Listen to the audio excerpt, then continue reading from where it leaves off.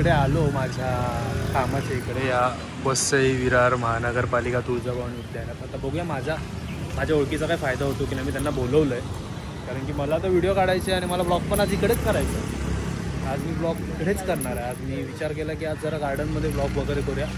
तर त्यांना बोलवून बघितलं, आता काय माहिती काय बोलत आहेत। जरासा थोडासा पस्का होतो असं वाटतंय माझा कारण की फोन ते उचलत नाही आहेत आणि माझा थोडंसं मी तोंडावर पडतोय असं वाटतंय मला। आतमध्ये माणसं तर आहेत, म्हणजे बॅगा वगैरे आहेत, पण कोणी दिसत नाही आहे। मगासपर्यंत इकडे तडफडत होते सगळे, तर काय माहिती आता बघूया, ट्राय तर चालू आहे आपला। कारण की ब्लॉग मला इकडेच करायचा, जरा हिरवगार निसर्गात असं ब्लॉग करू असं, आणि खूप काही गोष्टी बोलायच्या त्याचं हलक्यात घेत होते मला। बाई एंट्री केली आहे फायनली आपण।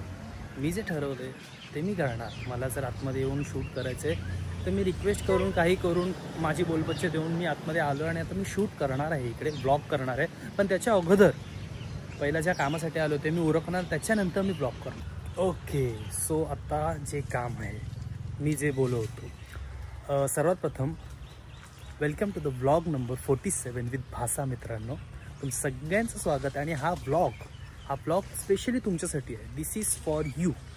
का ते सांग। सो फ्रॉम नो वेअर ही ब्लॉगिंगची जर्नी मी सुरू केली, म्हणजे फक्त आणि फक्त पेअर प्रेशरमुळे मी ब्लॉग करणं सुरू केलं आणि आज ती जर्नी 47 म्हणजे 47 ब्लॉगपर्यंत येऊन पोचले, ती जस्ट बिकॉज ऑफ यू। म्हणजे मी कितीही डिनाय केलं ना तर या गोष्टी करायच्या होत्या, पण त्या गोष्टी झाल्या जस्ट बिकॉज यू। कारण की तुमचं प्रेम, तुमचं सगळ्या गोष्टी, तुमचा सपोर्ट आहे, खूप सपोर्ट आहे। तुम्हाला माहिती नसेल, कोक अख्ख्यांची जी व्हिडिओ गेलेली ती 11,000, म्हणजे पूर्ण या 47 व्हिडिओमधली एक व्हिडिओची 11,000 पोचल्या, जिच्यामुळे मला जास्त सबस्क्रायबर आले। सगळ्यांचं खूप मनापासून आभार मानतो की तुम्ही मला एवढं सपोर्ट करत आहात। आणि सपोर्टचा विषय निघालाच आहे आता। म्हणजे सपोर्ट कसा, तर मी जसं माझ्या फर्स्ट ब्लॉगमध्ये बोललेलो की मी इकडे पूर्ण रॉ राहणार आहे, मी जसा आहे तसाच दाखवणार आहे आणि मी इकडे रिप्रेझेंट करतोय तुम्हा सगळ्यांना। म्हणजे आपल्या डेली लाईफमध्ये काय चालू आहे, सगळेजण प्रत्येकजण कामं करतात, जॉब करतात, या सगळ्या गोष्टीतून काहीतरी वेगळं पण करू इच्छितात।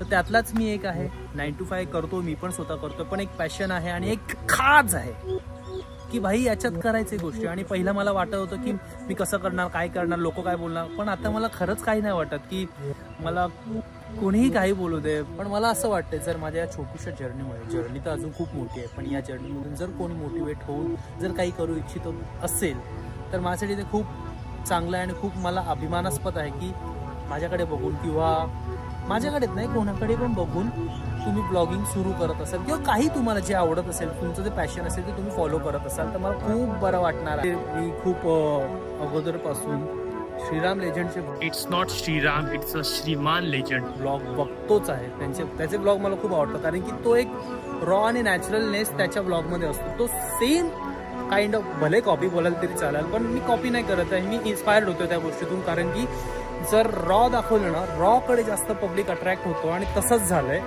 की मी रॉज दाखवणार आहे भाई। आणि जिकडे, कारण की लोकांना माहिती आहे मजा करायची, तिकडे मी मजा करतो आणि किती हे सुंदर आहे ग्रीनरी।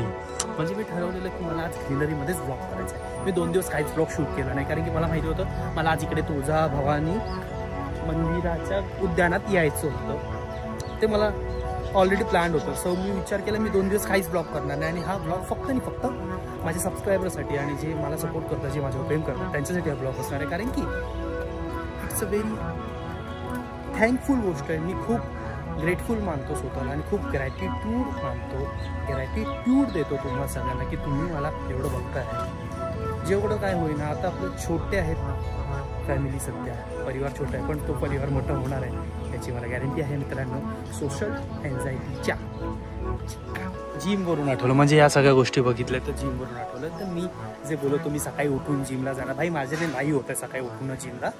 मी फक्त एकच फॉलो करू शकतो की मी जिमला जाणं, रोज जिमला जाणं हे मी फॉलो करू शकतो। कारण की सकाळी मला उठायला होत नाही।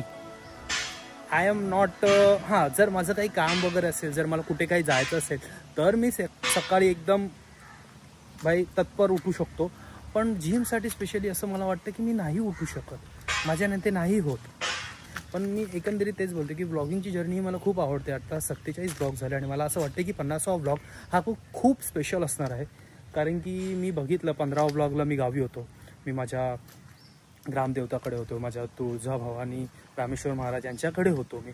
15वा ब्लॉग, 20वा ब्लॉग असे जे समानार्थी जे येतात, समानार्थी 15 समानार्थी नाहीत, सॉरी 20 वगैरे अशा. तर सो मला असं खूप वाटते 50वा ब्लॉग खूप स्पेशल असणार आहे आणि खूप चांगला असणार आहे.